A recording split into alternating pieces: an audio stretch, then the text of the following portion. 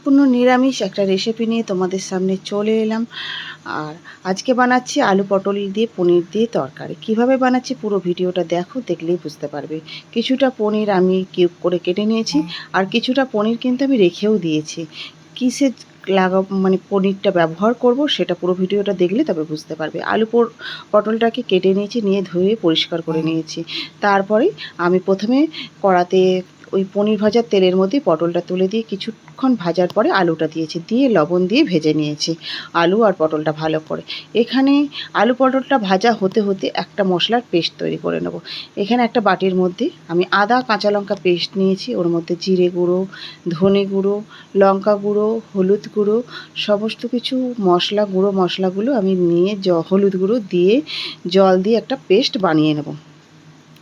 এপাশে একটা পেস্ট বানিয়ে নিই, এপাশে আর একটা মিক্সিতে কন্টেনারের মধ্যে আমি টমেটো আর এই যে পনিরটা রেখে দিয়েছিলাম এখন আমি ব্যবহার করব। পনিরটা আমি নিলাম, আর ওর মধ্যে কাজু আর চালমগজও নিলাম, আর টক দই নিলাম।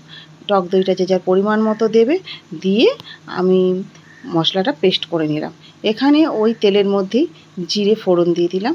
জিরেটা যেই ফোড়নটা দেখলাম সুন্দর গন্ধ বেরিয়ে গেছে, তখন আমি ওখানে জিরে, লঙ্কা গুঁড়ো, হলুদ গুঁড়ো যে পেস্ট বানিয়ে রেখেছিলাম সেটা দিয়ে দিলাম।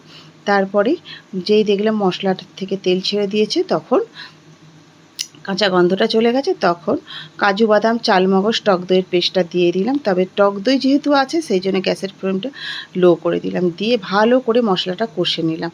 ভালো করে কষতে কষতে দেখলাম তেলটা ছেড়ে দিয়েছে মশলা থেকে, তখন আলু পটল দিয়ে দিলাম, ওর মধ্যে লবণও দিয়ে দিলাম, আর যেহেতু টক দই আছে তাই জন্য আমি চিনিও দিলাম।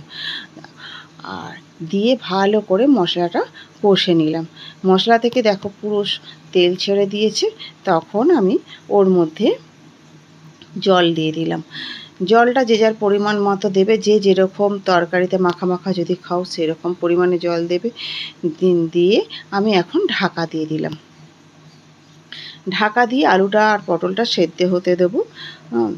আলু পটলটা কিছুক্ষণ ঢাকা দিয়ে তার সেদ্ধ হয়ে গেছে, তখন আমি আবার দেখে নিচ্ছি আলুগুলো সেদ্ধ হয়েছে কি না। আলুগুলো সেদ্ধ হয়ে গেছে, তখন আমি পনিরগুলো দিয়ে দিলাম, দিয়ে আবার ভালো করে নেড়ে নিলাম। নিয়ে নামানোর আগে গরম মশলা, শাহি গরম মশলার গুঁড়ো দিয়ে দিলাম এবং একটু ঘিও দিয়ে দিলাম। আলু পটলের তরকারিটা কিন্তু সম্পূর্ণ হয়ে গেছে, দিয়ে আমি ঢাকা দিয়ে কিছুক্ষণ রেস্টে রেখে দিলাম। দিয়ে আমি এবার আলু পটলটাকে ঢেলে নিলাম। এই রেসিপিটা তোমাদের কেমন লাগলো সেটা অবশ্যই কমেন্ট করে জানিও। যদি ভিডিওটা তোমাদের ভালো লাগে তো একটা লাইক, কমেন্ট এবং সাবস্ক্রাইব করে দিও।